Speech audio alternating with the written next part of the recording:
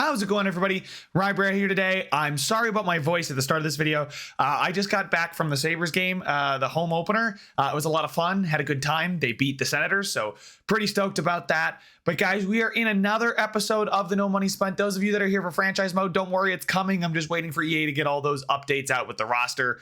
But guys, I did want to address last episode at the start of this one. I know a lot of you guys in the comments, I'm holding that L. I am holding the L right now for taking Tkachuk over Larkin. You guys have been telling me how amazing that Larkin card is. I had no idea. And I guess just my experience with Chell, I found that bigger bodies are the ones that I've been having more success with. So I didn't really think about the speed and the hands component, but yeah, that Larkin card looks good. So if we get a chance to pick him up in the future, we will pick up Dylan Larkin, and I'll atone for my mistakes, but hopefully you guys can bear with me on this one. Like I said, I'm still trying to learn the analysis of cards, and you know, it's not something that I do every year. This is like the second year that I've really done it, and I didn't go very deep last year. Now we are. And oh, by the way, we're also going to get ourselves a power up icon choice pack, and hopefully I choose the right one according to you guys. I want to hear your feedback down in the comments every time, right? That's how I learn, that's how I get better, and that's how this series is going to be more fun for you.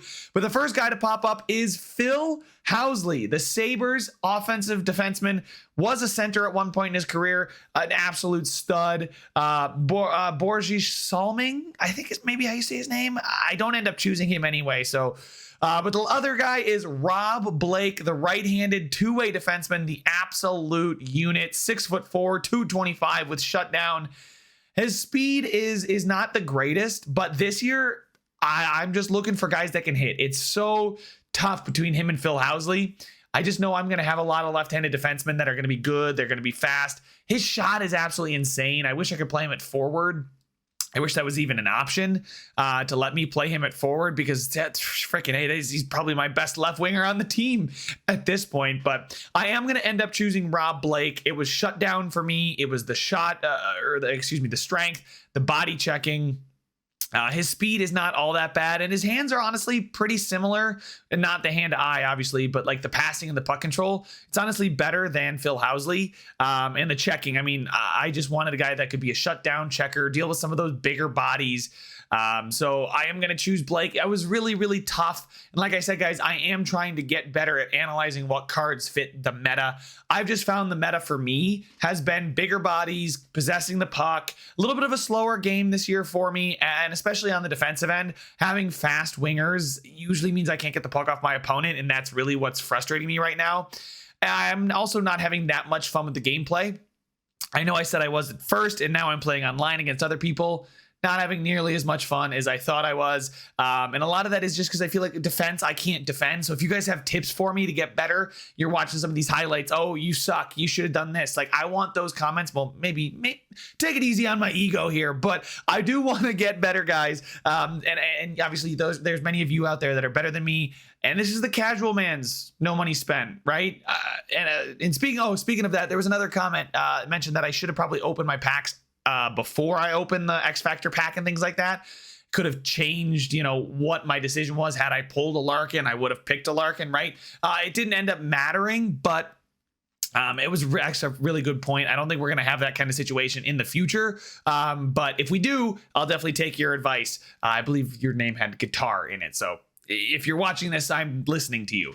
But there you go. We put Blake in for Pesci because I figured Blake is more of a defensive defenseman in my mind. I mean, he's got that 89 strength, 89 body checking. He just looks so good. And one of the things that I'm remembering now is we've got those power-up passes, and we're starting to get to that point where we can start to use them.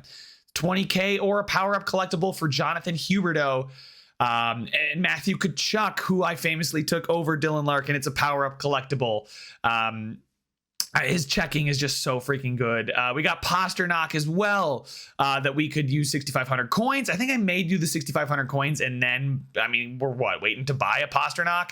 I don't know. But I know Pasta's been okay for me. And then Kendall Coyne Schofield looks really good, but it's going to take a lot to get her into a spot where I'd feel confident with it. Maybe her speed. You guys are telling me speed is the way to go again this year. I know that's usually the way to go, but I've kind of found bigger bodies fit my playstyle a bit better. maybe I'll pick up some speedy guys that'll help my gameplay, because like I said, I'm getting frustrated with the game this year more than I ever have, and it's just not been fun. So hopefully you guys can help me figure out how I can have more fun with this. Maybe I'll just come into it with a more casual mindset than I am, not trying to win the games, but more so just trying to have fun and score some goals. And right here you can see we are gonna hold on to it with Blake, find me, and we get Marchand into the zone. I do a stupid cut to the middle, trip over my own guy.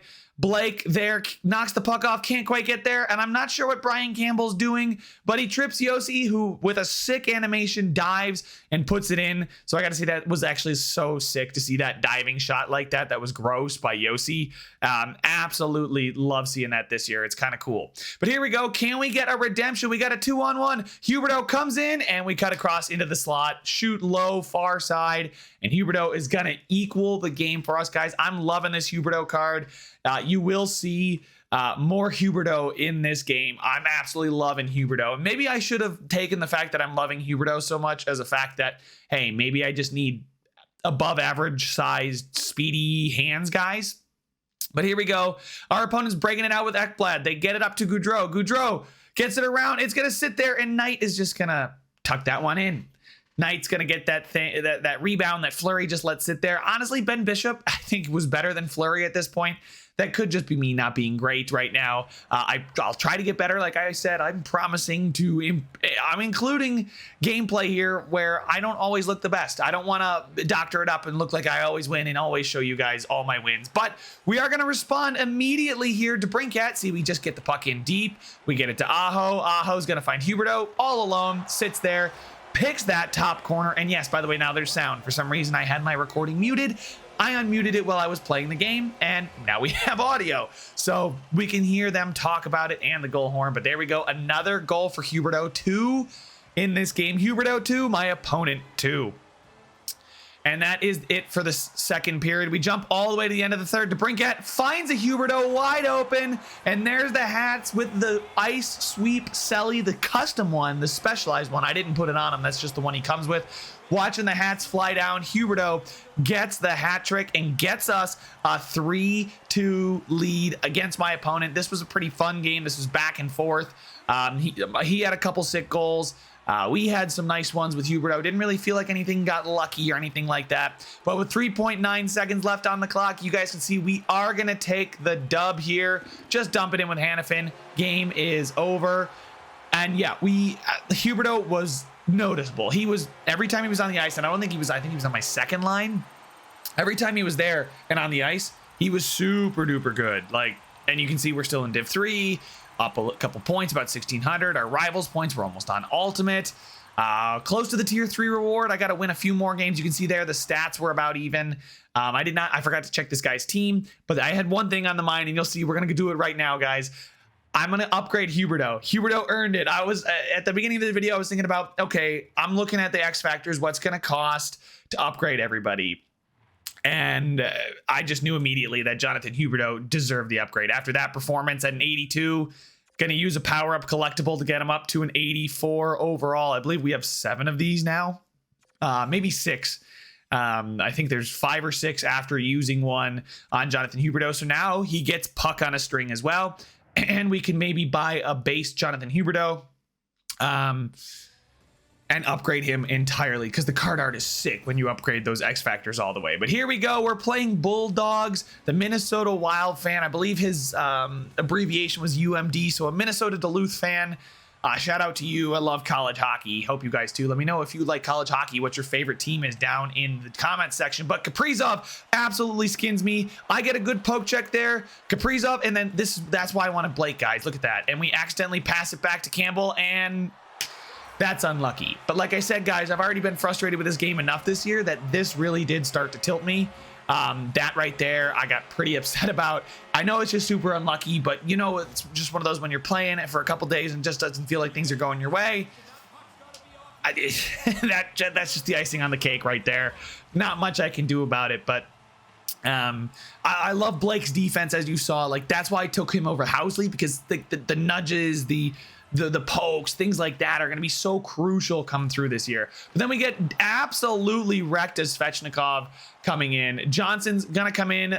Petrangelo's back skating, even though he's cleanly beat.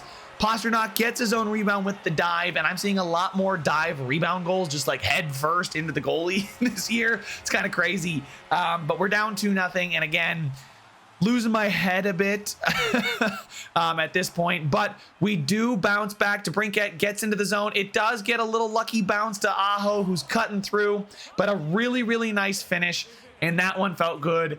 Gets this game back to 2-1 at the end of one. We got 2 periods. We got a chance here. But we're going to jump forward now to this, basically the end of the second period. Coyne Schofield, and yeah, finds Johnson. He cuts in, easy backhand. Maybe Fleury could have done better. I think that shot went along the ice. I definitely think it should have been saved. But it was a good play by him. Coyne Schofield is just the speed and the wheels. It's ridiculous. I think he had like 3 X Factor wheels players. I believe Kaprizov. There's one more here. But I jump. I'm tilted at this point. He gets it to Burns. I'm chasing. I'm making a bunch of terrible plays. I thought I should have intercepted that one. But Kyle Connor with wheels, that's who the other one is. He scores right there. And it's 4-1 now. And I have absolutely lost my cool. There's no coming back in this game. I need to, be calmer. I know I sound calm and happy right now and happy-go-lucky. But yeah, no, I absolutely got tilted. But with 51 seconds left, do we get a chance to make it a little bit tighter? No, the shot gets blocked. Coyne Schofield with the wheels. I step up. Like I said, my head's gone. Just absolutely out of this game. Get the poke there. They get it right back. Again, that's what's been frustrating me about this game. You poke, nothing happens. They get it back. Toe drag, score.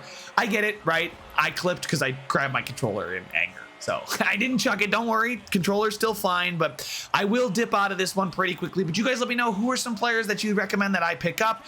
Who would you upgrade out of my X Factor players? We got Kachuk, we got Pasta, we got Huberto, and we got Coyne Schofield. Maybe Coyne Schofield's the way to go with those power-up collectibles. You guys let me know.